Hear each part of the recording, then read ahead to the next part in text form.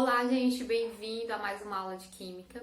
E o tema da nossa aula dessa semana, nós vamos falar sobre ligação covalente dativa ou ligação covalente coordenada, tá? Nós vamos falar sobre ela porque tem algumas questões de vestibular, tem algumas questões aí que ainda aborda esse tema, mas atualmente toda ligação, mesmo que seja dativa, é chamada apenas de ligação covalente, certo? Mas vamos estudar para vocês ficarem por dentro e não é tão difícil assim. Então, quando é que acontece uma ligação covalente do tipo dativa ou também chamada de coordenada? Quando eu tenho ali na ligação átomos que já atingiram a estabilidade, mas tem algum que ainda não atingiu estabilidade, ainda precisa receber elétrons para se tornarem estáveis, tá? Então, vamos ver aqui alguns exemplos. Então, vamos aqui para o nosso exemplo de ligação covalente coordenada dativa.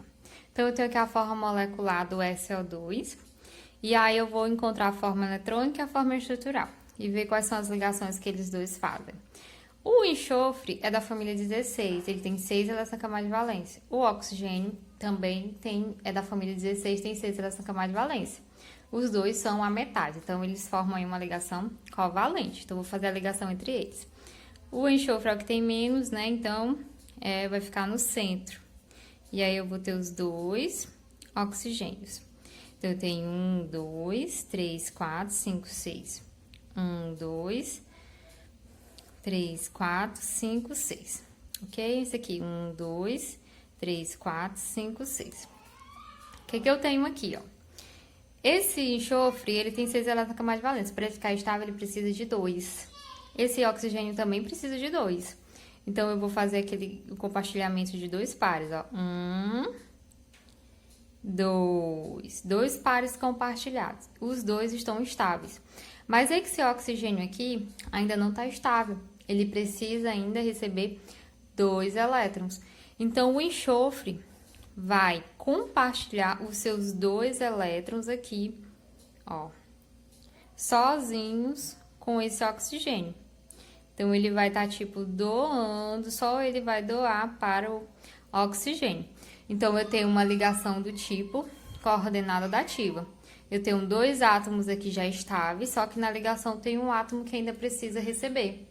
Então, eu tenho uma ligação coordenada dativa. Como é que eu faço a forma estrutural? S, um par aqui para esse oxigênio, e 2 pares aqui para esse outro oxigênio, tá? Então, eu tenho uma ligação dupla e que eu tenho uma ligação simples. Que essa ligação simples aqui, antigamente era chamada de ligação coordenada dativa. Antes era representada aqui por uma setinha, ó. Era assim, tinha uma setinha aqui, para dizer que era uma ligação do tipo dativa. Mas atualmente utilizamos dessa forma, tá? Não diferenciamos mais. Aqui está dizendo que apenas o enxofre compartilha elétrons. Vamos para esse outro exemplo. Eu tenho o O3, o ozônio. A forma eletrônica é a ligação de 3 oxigênios. Então, eu vou colocar aqui 1, 2, 3. Família 16, 6 elétrons na camada de valência. 1, 2, 3, 4, 5, 6. Esse aqui também, 1, 2, 3, 4, 5, 6. 1, 2, 3, 4, 5, 6. Observe o seguinte. Esse aqui precisa de 2 elétrons. Todos aqui precisam de 2 elétrons para ficar estável. Então, se eu compartilho aqui, ó. 1, 2, pronto. Compartilhei 2 pares de elétrons. Esses 2 oxigênios estão estáveis, mas ainda falta esse oxigênio que está estável. Então, eu vou pegar apenas um par desse oxigênio aqui e compartilho com esse outro oxigênio que precisa receber 2.